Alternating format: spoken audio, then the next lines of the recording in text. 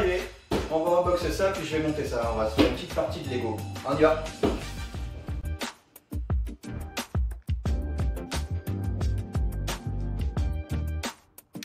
Voilà la bête. Ça fait un petit moment que je travaille dessus. Je dirais qu'il y a au moins une grosse semaine de boulot. C'est la plus grosse pièce que j'ai jamais faite. Elle fait 3,60 m, un truc dans le genre.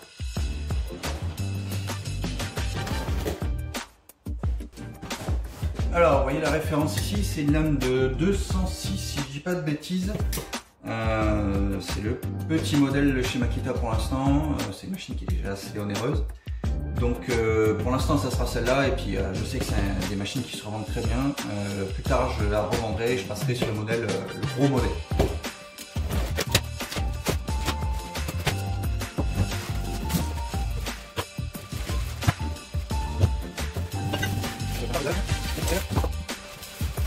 Et une bonne dose de polystyrène.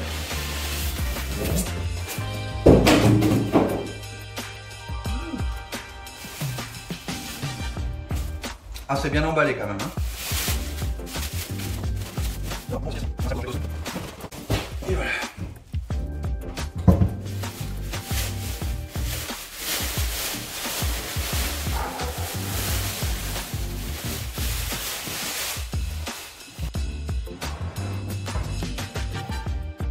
Ah, c'est ça que je redoutais.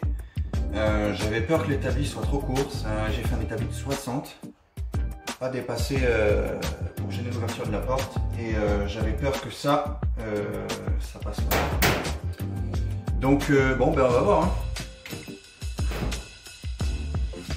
Bah ouais, hein.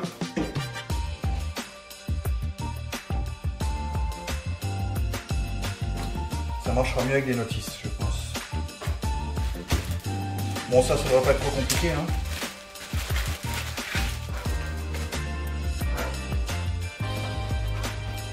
Celui-là, il était cadeau.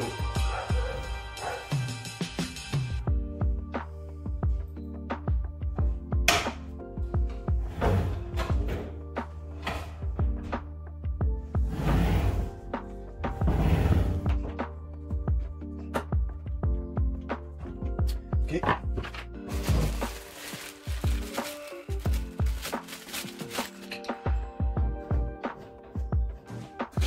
Ah oui, au fait, vous avez sans doute remarqué que dans mes vidéos, il y a beaucoup de verre bleuté Makita. C'est pas du tout sponsorisé, enfin, bon, pas du tout sponsorisé. C'est juste que j'adore cette marque, ça reste quand même abordable, entre guillemets, mais c'est un investissement. C'est-à-dire que c'est un peu plus cher que les marques standards, par exemple le Bosch Vert ou autre, ça reste de la très bonne qualité. Mais voilà, Makita, je trouve que c'est un petit peu au-dessus, pas pour tout, mais voilà, vous verrez beaucoup de Makita dans les vidéos.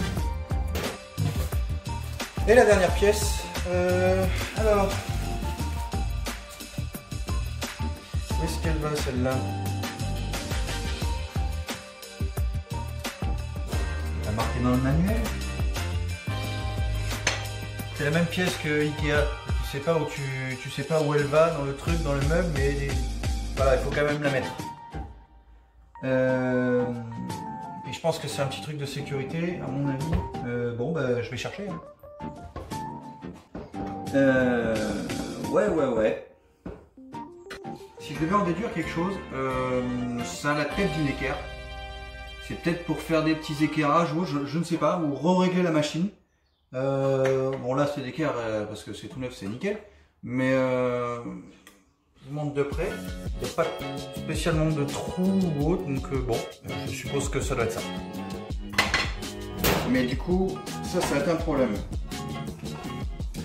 Alors, est-ce que je lui trouve une place définitive et je lui fais une rallonge avec un pied en métal, ou alors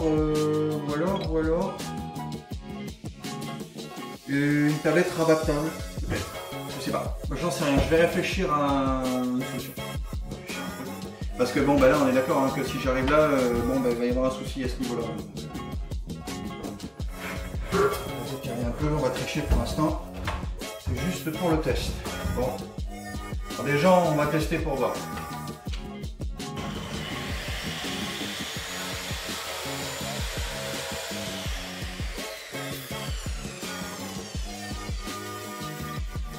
Ah, je m'attendais à un saut d'un coup pour quand elle démarre, mais en fait non. Et puis je m'attendais à ce qu'elle fasse beaucoup plus de bruit que ça, et honnêtement je trouve ça plutôt silencieux.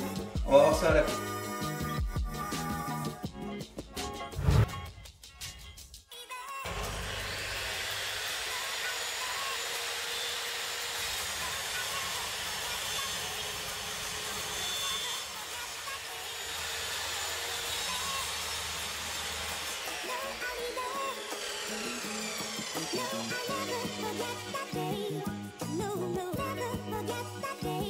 Coupe nette, bien précise. Je vais vérifier l'angle tout de suite. Parfait, 45 degrés, ça s'est calé tout de suite. Coupe nette, bon, coupe plus bruyante évidemment. Mais ouais, à la hauteur de son prix. Donc bah, pour moi je pense que ça va être une machine de qualité. Voilà, et ben la suite. Je me suis pas cassé la tête. J'ai mis 2 fers plats tout le long. L'autre côté pareil, une petite extension. J'ai vissé l'acier onglé sur l'établi. Et du coup, on peut y aller, il n'y a pas de problème. J'en ai profité pour finir la restauration. Il était temps d'ailleurs, ça faisait un moment qu'il était en pièces détachées dans l'atelier, il fallait vraiment le faire. La restauration de l'étau de forge. Donc il a quand même de l'allure, hein. Donc, entièrement démonté, restauré. Après il a conservé des marques d'usure, hein, évidemment.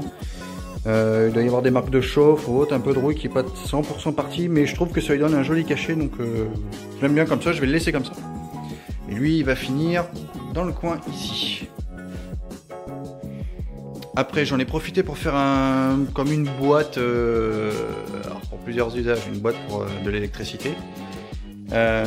Mais aussi de sécurité parce qu'il y avait l'espèce de roue à l'arrière qui tournait à fond les gamelles. Enfin bon, éviter que les vêtements se prennent dedans ou autre, je préférais fermer. Et puis ça évite aussi que je sentais le coup venir si jamais je fais tomber une vis qu'il faut pas perdre ou autre qui tombe là-dedans. Bon, voilà, j'aurais pas été très content dans l'histoire. Donc l'interrupteur, lui, il commande la perceuse.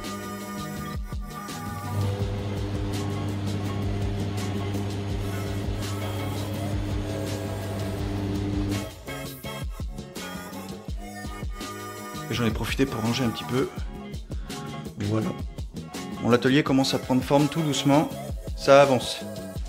Allez, au fait, vous avez descendu sans doute. Ah oui, au fait, vous avez sans doute. J'y arrive pas.